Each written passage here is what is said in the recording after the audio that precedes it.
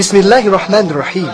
Panitia pengedar buku-buku keagamaan kepada jemaah haji dan umrah di bawah bimbingan Kementerian Urusan Agama, Wakaf, Dakwah dan Penyuluhan, bagian percetakan dan pengedaran di Kerajaan Arab Saudi mempersembahkan petunjuk perjalanan haji dan umrah. Syekh Muhammad Al-Utsaimin menerangkan haji adalah salah satu rukun Islam, tapi atas nikmat Allah, ibadah ini diwajibkan sekali seumur hidup. Diharuskan bagi seorang haji berniat ikhlas karena Allah semata, karena Allah berfirman dalam hadis qudsi yang artinya, aku sangat tidak membutuhkan sekutu. Barang siapa berbuat amalan sedang ia berbuat sekutu dengan selainku, maka aku tinggalkan dia dan sekutunya. Kedua, harus mengikuti petunjuk Rasulullah SAW.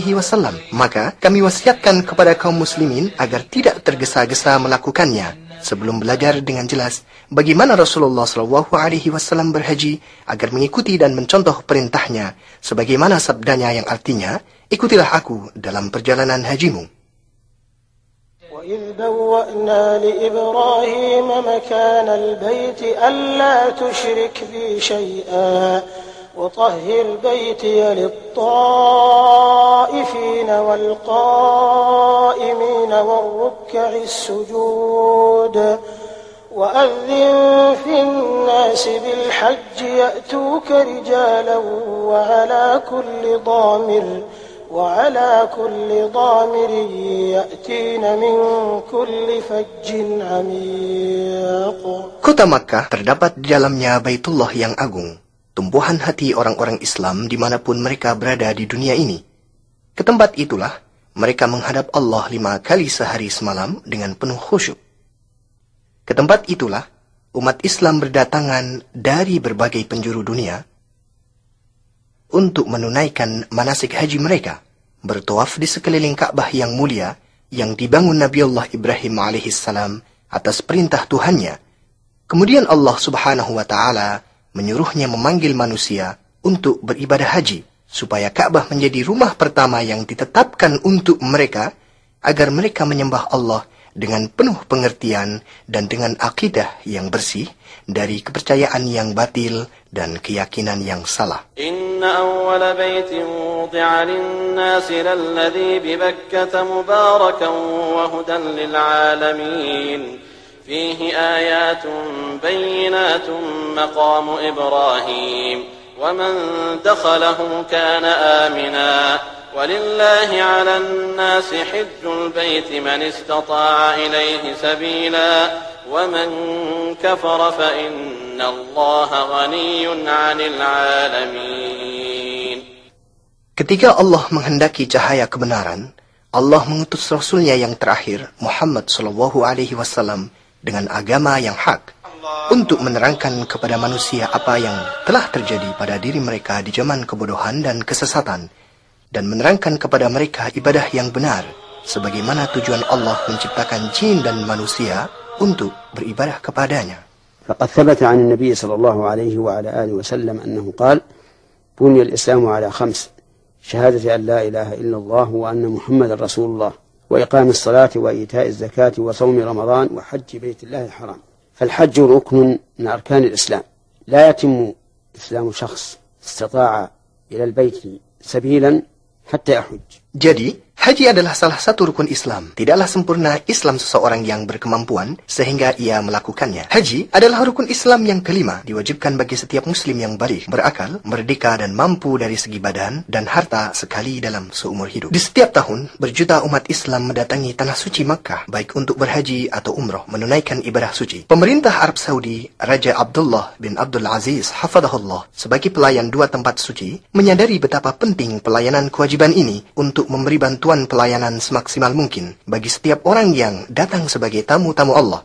Oleh karena itu, pemerintah Arab Saudi mengerahkan segala kemampuannya, baik fisik ataupun mental, dengan memerintahkan seluruh anggota kementerian untuk memberi bantuan pelayanan yang dibutuhkan mereka, baik di bidang kenyamanan maupun keamanan, sesampai mereka di tanah suci hingga pulang ke negara mereka.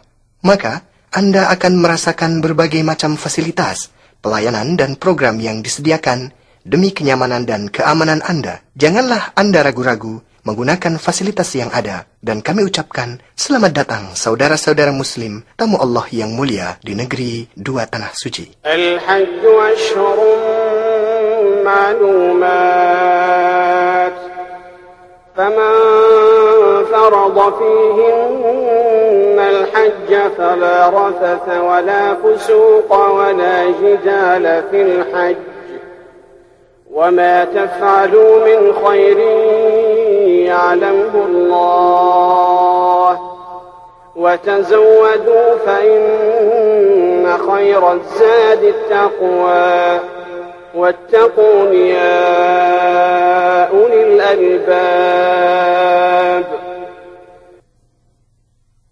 Ada 3 cara menjalankan ibadah haji, yaitu yang disebut ansak. Setiap cara tersebut mempunyai sifat dan kewajiban yang harus dikerjakan sehingga menjadi haji yang benar. Ketiga cara tersebut yaitu tamattu', qiran, dan ifrad. Adapun cara yang paling utama adalah tamattu' bagi yang belum membawa binatang sembelihan, yaitu cara manasik yang dianjurkan Rasulullah SAW kepada para sahabatnya. Syekh Muhammad Al-Utsaimin menerangkan, cara tamattu' yaitu berikhram untuk umrah di bulan-bulan haji dan bertahalul waktu itu juga dengan menyempurnakan tawaf, sa'i, dan bercukur, maka telah halal segala-galanya. Lalu pada hari tarwiyah berikhram untuk haji dari tempatnya, langsung menuju masyair untuk menyempurnakan haji. Wajib baginya membayar haju, bila tidak, berpuasa 10 hari, 3 hari di saat haji, dan 7 hari setelah pulang ke keluarganya. Cara qiran, yaitu berikhram untuk umrah dan haji. Ucapkanlah niat, labaika umrah wa hajjah. Sesampai di Makkah, bertuaf qudum dan sa'i haji dan umrah. Tetaplah berikhram, tidak bertahalul. Kemudian di hari tarwiyah, menuju masyair untuk menyelesaikan haji dan umrah tanpa sa'i, karena telah dilakukan setelah tuaf qudum. Wajib membayar haju, bila tidak, berpuasa 10 hari, 3 hari selama hajian, 7 hari setelah pulang ke keluarganya. Adapun cara ifrad, yaitu berikhram untuk haji. Sesampai di miqat, pakailah ikhram dan berniat dengan mengucapkan labaika hajjah. Sesampai di Makkah, lakukan tuaf qudum dan sa'i. Tetaplah berikhram sampai menyempurnakan haji. Baginya tidak membayar haju. Dari 3 cara tersebut, yang paling afdal adalah tamattu', kemudian qiran, dan kemudian ifrad. Secara umum, rukun-rukun haji dimulai dengan berpakaian ikhram, bersama niat memasuki manasik. Diwajibkan berikhram dari salah satu miqat yang telah ditetapkan Rasulullah SAW dari arah datang mereka dari penjuru dunia untuk menuju Baitullah Al-Haram. Miqat-miqat yang telah ditetapkan Rasulullah SAW adalah Dzul Hulaifah, yaitu miqat penduduk Madinah, sekarang disebut Abyar Ali. Al-Juhfah, yaitu miqat penduduk Syam, yang terdekat dengan kota Rabi', sekarang mereka berikhram dari Rabi'. Qarnul Manazil, yaitu miqat penduduk Najd, sekarang disebut As-Sailul Kabir. Yalamlam, yaitu miqat penduduk Yaman, sekarang mereka berikhram dari Sa'diyah. Dzatu Irq, yaitu miqat penduduk Irak. Adapun penduduk Makkah, mereka berikhram dari Makkah bila berniat haji, tapi bila berniat umrah, wajib berikhram dari Tan'im, atau dari mana saja di luar batas tanah haram. Demikian juga penduduk Jeddah, berikhram dari Jeddah. Bagi yang melewati miqat-miqat tersebut dengan niat haji atau umrah, wajib memakai ikhram dari tempat-tempat tersebut. Barang siapa yang melewatinya tanpa ikhram, terus kembali ke tempat tersebut untuk berikhram. Bila tidak, wajib baginya membayar dam dengan memotong kambing di Makkah dan dibagikan kepada fakir Makkah. Bila Anda sampai di miqat lewat darat, seperti mengendari mobil atau lainnya, disunahkan mandi dan memakai wangian sesampai di tempat tersebut bila mungkin. Kemudian pakailah kain ikhram yang terdiri dari sarung dan selendang yang suci, warna putih lebih utama. Bagi wanita, boleh memakai pakaian apa saja, yang penting menutup aurat dan tanpa perhiasan. Berniatlah dengan mengucapkan labaika umrah.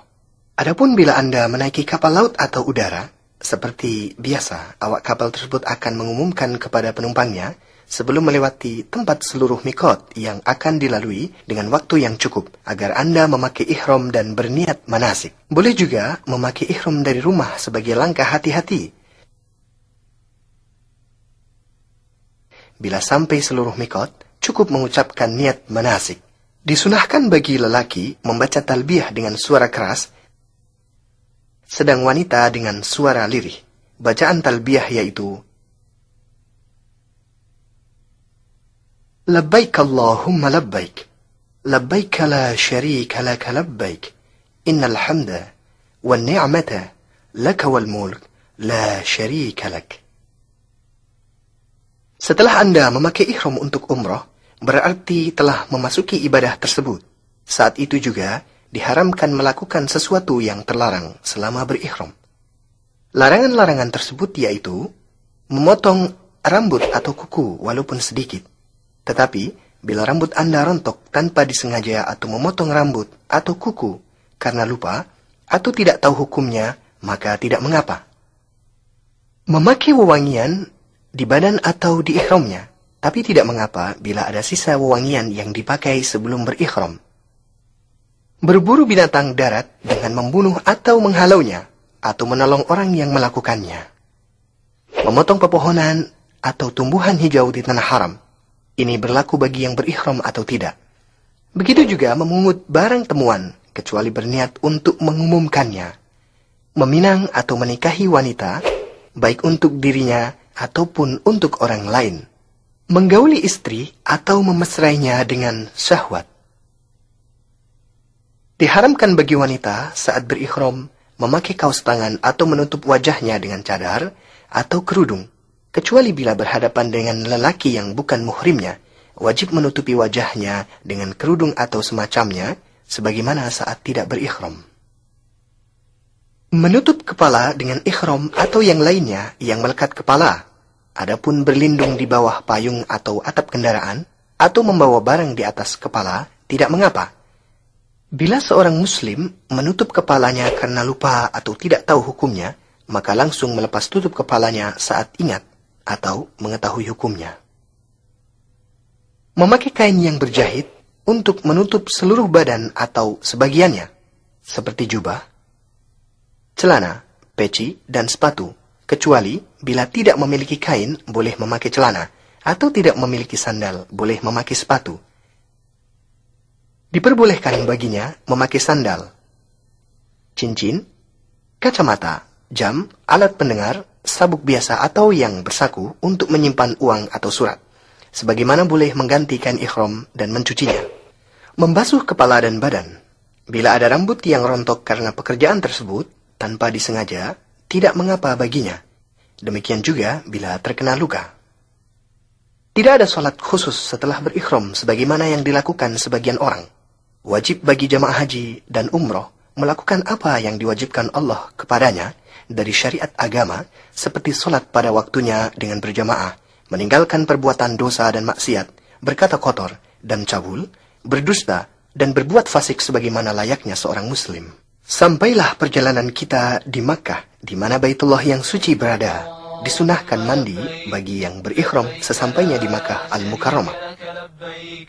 Saat memasuki Masjidil Haram, dahulukan kaki kanan dengan mengucapkan A'udzu billahil azim wa wajhihil karim wa sultanihil qadim minasyaitonir rajim.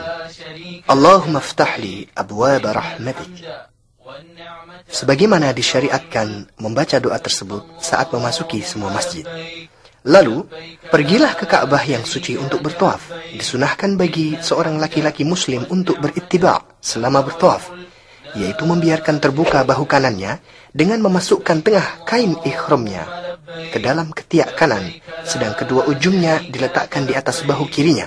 Mulailah tawaf 7 kali putaran, dimulai dari Hajar Aswad. Bila mudah baginya sampai di hajar tersebut, sunah menciumnya, tanpa mengganggu orang lain dengan mendesak atau mendorong, tanpa mencaci maki dan memukul, karena yang demikian adalah salah, karena menyakiti sesama muslim. Cukup baginya memberi isyarat ke Hajar Aswad dari jauh, dan mengucap Allahu Akbar. Kemudian mulai tawaf dengan berzikir, istighfar, dan berdoa yang dikehendaki, atau membaca Al-Quran tanpa mengangkat suara, dengan doa khusus sebagaimana yang dilakukan sebagian orang, karena yang demikian mengganggu orang lain dalam bertawaf. Bila sampai di rukun Yamani, sunah menyelaminya dengan tangan bila mudah bagi Anda. Jangan menciumnya atau mengusapnya seperti yang dilakukan sebagian orang, karena hal ini bertentangan dengan sunnah Rasulullah SAW. Bila tidak bisa menyelaminya, maka lewatilah rukun tersebut tanpa berisyarat atau bertakbir. Dan sunnah baginya mengucapkan doa di antara rukun Yamani dan Hajar Aswad, Rabbana atina fid dunya hasanah wa fil akhirati hasanah wa qina adzaban nar. Demikianlah seorang haji menyempurnakan tawafnya sebagaimana ia mulai sebanyak 7 kali putaran, dimulai dan diakhiri di Hajar Aswad pada setiap putaran. Disunahkan ramal, yaitu lari-lari dengan langkah kecil pada 3 putaran pertama saat tawaf qudum. Ada beberapa kesalahan dari jamaah haji dan umroh di saat bertawaf di Ka'bah.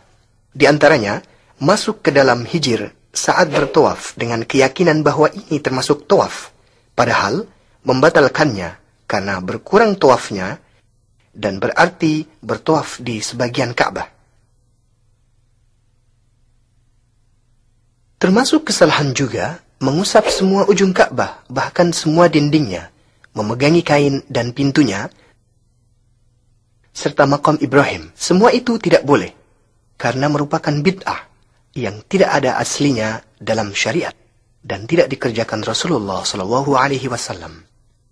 Tidak boleh mengangkat suara saat bertawaf karena mengganggu orang-orang lain. Termasuk kesalahan juga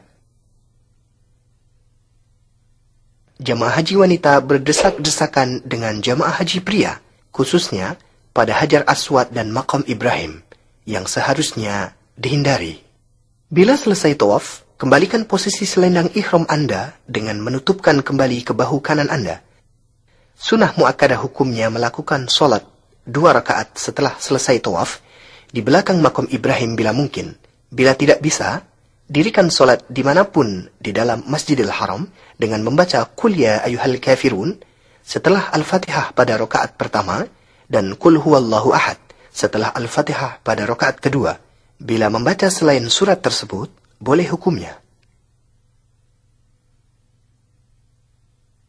Kemudian keluar menuju sofa untuk melakukan sa'i.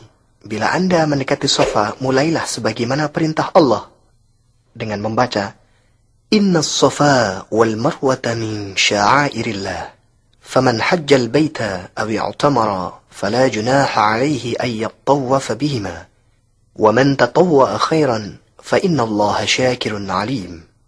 Naiklah ke atasnya dengan menghadap Ka'bah. Bacalah tahmid dan takbir 3 kali. Angkatlah kedua tangan saat berdoa. Bacalah sebanyak 3 kali. La ilaha illallah wahdahu la syarika lah. Lahul mulku wa lahul hamdu. Wa huwa ala kulli syai'in qadir. La ilaha illallah wahdah. Anjaza wa'dah. Wa nasara abdah. Wa hazama al-ahzaba wahdah. Berdoalah di antara ketiganya dengan doa yang Anda kehendaki. Bila membacanya lebih singkat, boleh hukumnya. Tidak perlu mengangkat tangan kecuali bila berdoa. Tidak perlu memberi isyarat ke Ka'bah saat bertakbir, karena ini merupakan kesalahan yang banyak dilakukan para jamaah haji. Lalu, turunlah dari sofa dengan tenang sambil berdoa, baik untuk Anda, keluarga dan sesama muslim. Bila sampai di alamat hijau pertama, bagi laki-laki disunahkan berjalan cepat sampai ke alamat hijau kedua.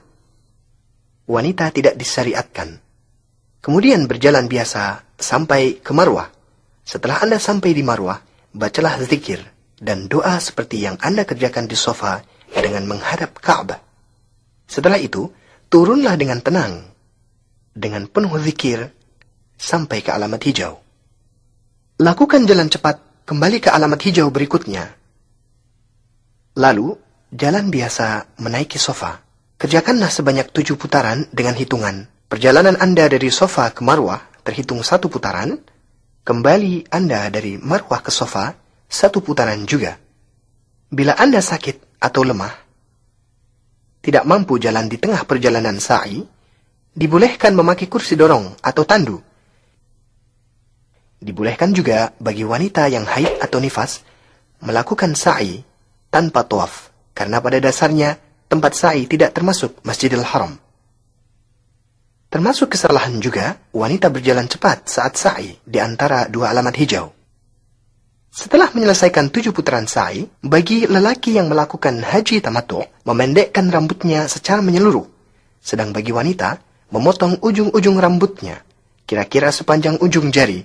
Dengan demikian, sempurnalah pekerjaan umroh bagi yang melakukan haji tamattu' dan dibolehkan segala sesuatu yang dilarang selama berihram. Syekh Muhammad Utsaimin mengatakan, disunahkan memperbanyak bacaan talbiyah bagi yang berniat umroh mulai saat berihram sampai akan bertawaf. Adapun bagi yang berniat haji, mulai saat berihram sampai akan melempar Jamratul Aqabah tanggal 10 Dzulhijjah.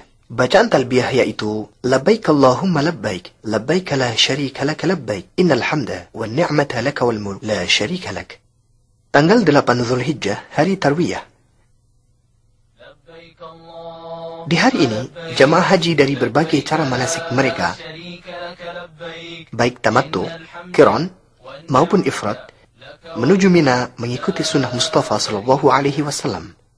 Disunahkan menuju Mina sebelum zuhur. Mereka mendirikan salat zuhur, asar, maghrib, isya, dan fajr dengan memendekkan yang 4 rakaat tanpa jamaah. Tidak ada perbedaan antara dalam hal ini, baik penduduk Mekah maupun lainnya. Sunnah bagi mereka bermalam di Mina di hari ini, yaitu hari tarwiyah, sehingga menjalankan solat fajar 9 Dzulhijjah, menanti hingga terbit matahari, lalu berjalan ke Arafah dengan tenang dan sakinah, dengan bertalbiyah dan bertakbir. Tanggal 9 Dzulhijjah, hari Arafah.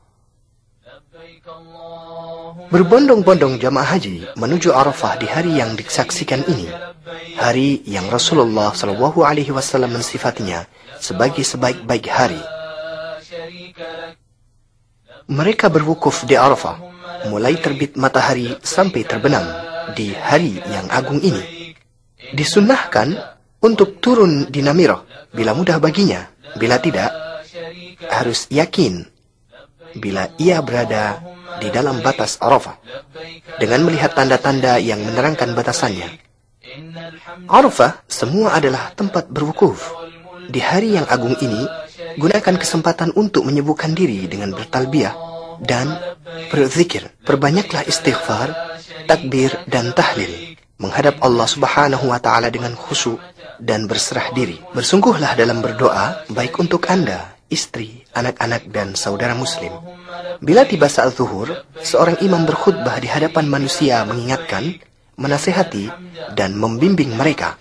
Kemudian dilanjutkan dengan mengimami mereka sholat zuhur dan asar di jamak dan di qasar, sebagaimana yang dikerjakan Rasulullah SAW, tanpa sholat sunnah apapun, baik sebelum, sesudah, atau di antara keduanya. Hindarilah perbuatan yang menghabiskan waktu tanpa pahala di hari yang agung ini dan tempat yang mulia. Kesalahan-kesalahan yang dilakukan sebagian jamaah haji, di antaranya turun di luar batas Arafah dan menetap di tempat tersebut hingga terbenam matahari, kemudian keluar menuju Muzdalifah. Keluar dari Arafah sebelum terbenam matahari, ini tidak boleh karena bertentangan dengan yang dikerjakan Rasulullah SAW. Saling dorong dan mendesak untuk masuk ke Gunung Arafah, untuk sampai di puncaknya guna mengusapnya dan sholat di sana. Ini termasuk bid'ah yang tidak ada asalnya dalam syariat, di samping bisa mengganggu kesehatan badan. Menghadap Gunung Arafah saat berdoa, yang sunnah adalah menghadap kiblat. Allahumma inni a'udhu bika minal kufri wal faqr wa min azabil qabr. لا إله إلا أنت اللهم أنت ربي لا إله إلا أنت خلقتني وأنا عبدك وأنا على عهدك ووعدك ما استطعت أعوذ بك من شر ما صنعت وأبوء لك بنعمتك علي وأبوء بذنبي فاغفر لي إنه لا يغفر الذنوب إلا أنت. ليس عليكم جناح أن تبتغوا فضلا من ربكم فإذا أفضتم من عرفات فاذكروا الله عند المشعر الحرام واذكروه واذكروه كما هداكم وإن كنتم من قبله لمن الضالين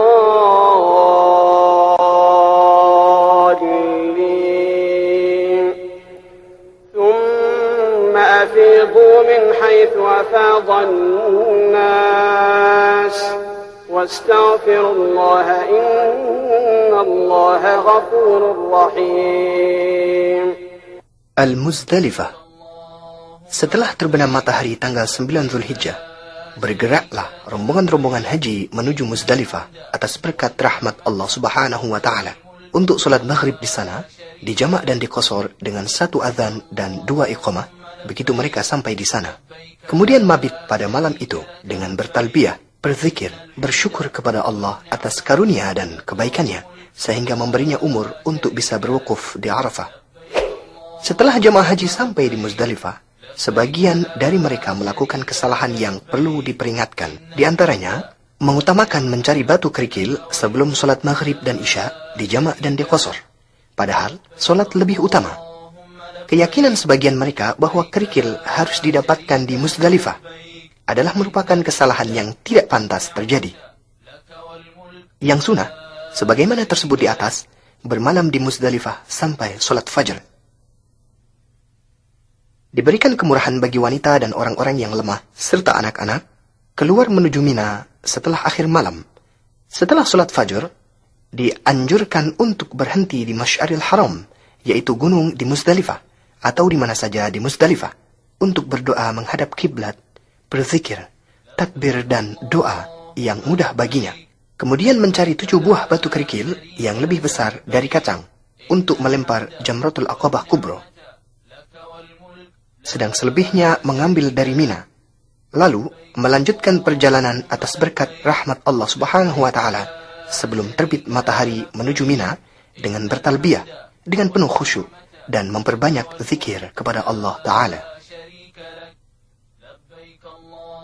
Sesampai di Mina, segera menuju Jamratul Aqabah Kubro, yaitu yang terdekat dengan Makkah. Bila sampai di tempat tersebut, berhentilah dari takbir, kemudian melempar Jamratul Aqabah dengan 7 batu kerikil secara berturut-turut dengan bertakbir pada setiap lemparan. Sembelihlah kurban, makanlah sebagiannya, bagikan sebagian besar kepada fakir Makkah. Bercukur bersih lebih utama atau pendekkan dengan menyeluruh. Bagi wanita, memotong ujung rambutnya sepanjang ujung jari. Lebih utama bila ketiganya dilakukan dengan tertib seperti di atas. Bila mendahulukan yang satu dengan yang lainnya diperbolehkan. Tanggal 10 Zulhijjah. Allahu Akbar, Allahu Akbar, Allahu Akbar.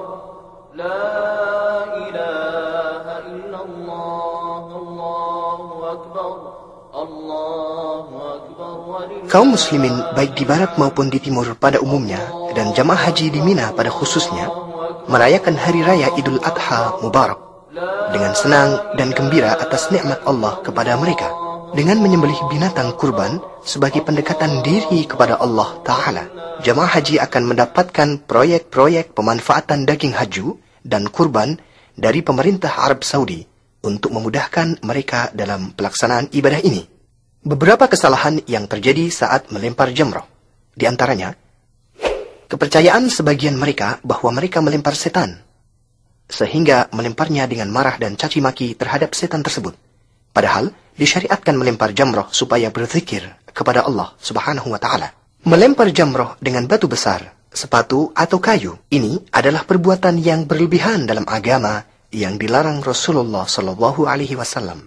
Saling mendorong dan mendesak untuk melempar jamrah merupakan kesalahan yang fatal, yang wajib bagi mereka berlemah lembut dengan saudaranya dan berusaha melempar di tempat yang benar, yaitu masuk ke dalam lubang baik mengenai tiang ataupun tidak. Melempar semua kerikil sekali lempar, hal ini hanya terhitung 1 kerikil, sedang yang benar melempar satu persatu dengan bertakbir.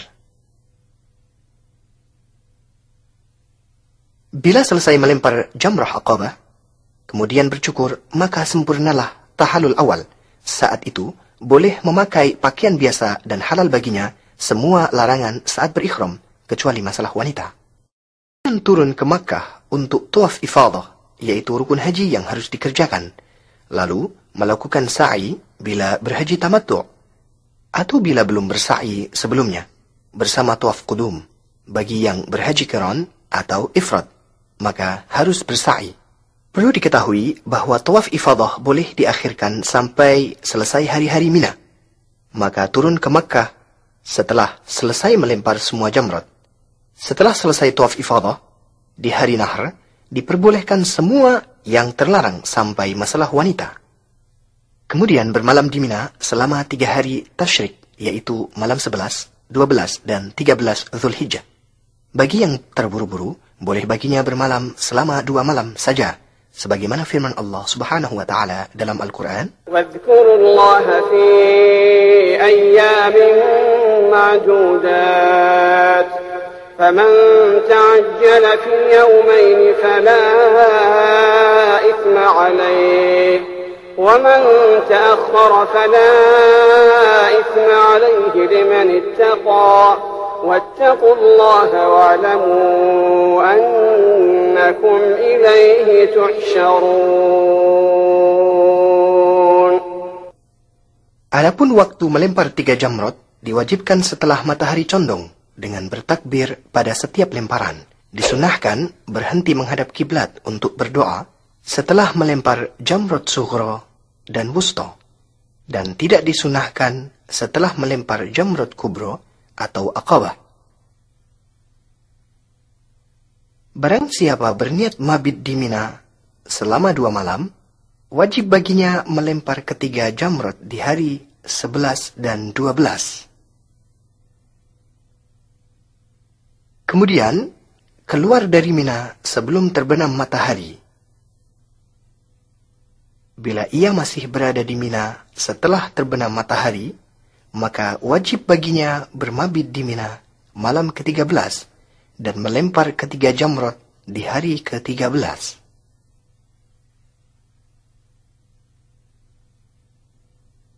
Tawaf wada atau tawaf perpisahan.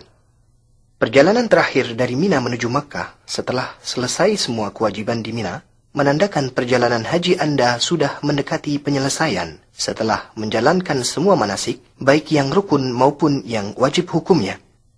Maka, tawaf wada adalah akhir kewajiban Anda di Ka'bah, sebagaimana sabda Rasulullah SAW yang artinya, "Janganlah seorang darimu pergi sebelum menjadikan akhir perjumpaannya di Ka'bah." Tawaf ini wajib dikerjakan sebelum meninggalkan Makkah bila akan kembali ke tanah air. Tidak ada keringanan untuk meninggalkannya kecuali bagi wanita yang haid atau nifas.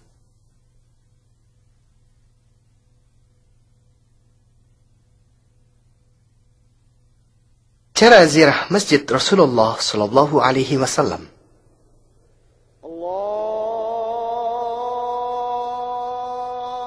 Kota Madinah adalah tempat hijrah Nabi Muhammad sallallahu alaihi wasallam, di mana baginda Rasulullah sallallahu alaihi wasallam menganjurkan umatnya untuk mengunjungi masjidnya yang mulia, yaitu salah satu dari 3 masjid yang dianjurkan untuk mempersiapkan bekal demi mengunjunginya. Rasulullah sallallahu alaihi wasallam bersabda, tidak dianjurkan untuk mempersiapkan bekal perjalanan kecuali untuk mengunjungi 3 masjid, yaitu Masjidil Haram, masjid saya ini, dan Masjidil Aqsa.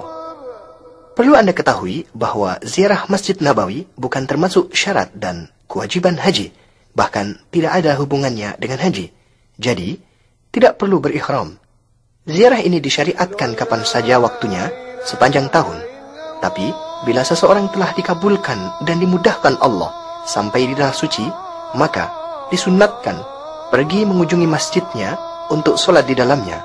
Karena sholat di Masjid Nabawi lebih baik daripada 1000 kali sholat di masjid lain, kecuali di Masjidil Haram.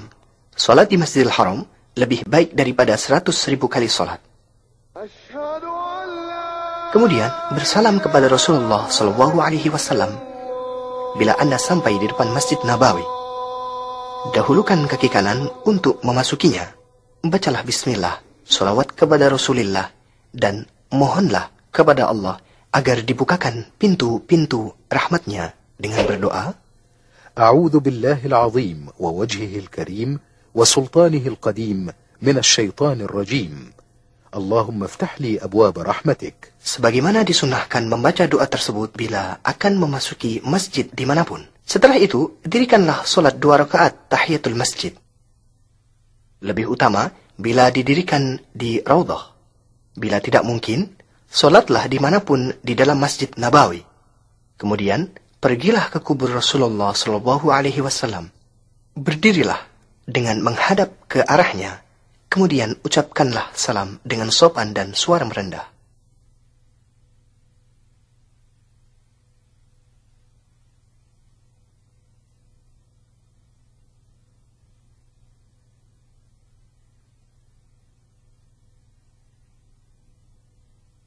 Kemudian, bergeserlah sedikit ke arah kanan agar dapat berdiri di hadapan kubur Abu Bakar As-Siddiq radhiyallahu anhu. Ucapkanlah salam kepadanya dan berdoalah memohon ampunan dan rahmat Allah Subhanahu wa taala untuknya. Kemudian bergeser lagi sedikit ke kanan agar dapat berdiri di hadapan kubur Umar bin Khattab radhiyallahu anhu. Ucapkanlah salam dan berdoa untuknya.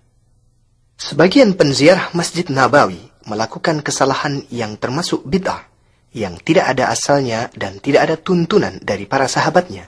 Di antaranya, mengusap jendela-jendela kamar dan dinding-dinding masjid, menghadap kubur saat berdoa, sedang yang benar adalah menghadap kiblat saat berdoa. Disunahkan setelah itu berziarah ke kuburan Baqi, di mana banyak dikuburkan sahabat Rasulullah SAW. Di antaranya, Khalifah ketiga Uthman bin Affan radhiyallahu anhu. Sebagaimana disunahkan ziarah ke kubur para syuhada perang Uhud. Di antaranya, tuan para syuhada, yaitu Hamzah bin Abdul Muttalib radhiyallahu anhu. Ucapkanlah salam kepada mereka, sebagaimana Rasulullah SAW mengajarkannya kepada para sahabatnya. Assalamu alaikum ahla diyari minal mu'minina wal muslimin, wa inna insya'allahu bikum lahiqun. Nas'alullaha lana wa lakumul afiyah. Disunahkan pula selama Anda masih berada di Madinah, pergi ke Masjid Quba dalam keadaan suci, yaitu masjid pertama yang dibangun dalam Islam. Tujuannya adalah untuk solat di dalamnya, sebagaimana Rasulullah SAW mengamalkannya dan menganjurkan pengikutnya untuk berbuat demikian. Setelah itu semua, di Madinah tidak ada masjid atau tempat yang disunahkan untuk mengunjunginya, maka Anda tidak perlu bersusah payah untuk pergi ke sana kemari karena tidak terhitung berpahala. Syekh Muhammad Utsaimin menerangkan, sebagai seorang haji bila telah pulang ke negerinya, hendaklah ia ingat apa yang telah ia kerjakan selama berhaji. Bila ada niat untuk berbuat maksiat atau dosa, ingatlah saat wukufnya di Arafah, tawafnya di sekitar Ka'bah, zikir dan taubatnya kepada Allah di tempat-tempat manasik. Dengan demikian, insya Allah akan terjaga dirinya dari perbuatan maksiat dan dosa. Akhirnya, kami berdoa kepada Allah untuk semua jemaah haji. Semoga menjadi haji yang mabrur, dosa yang diampuni, dan usaha yang disyukuri. Allah Maha Kuasa atas segala sesuatu. Salawat dan salam kepada Rasulullah, keluarga, dan para sahabatnya. أخي المسلم، أهلا وسهلا ومرحبا بك ضيفا عزيزا في بلاد الحرمين الشريفين المملكة العربية السعودية. لبيك اللهم لبيك، لبيك لا شريك لك لبيك، إن الحمد والنعمة لك والملك لا شريك لك. لبيك اللهم لبيك، لبيك لا شريك لك لبيك، إن الحمد والنعمة لك والملك لا شريك لك.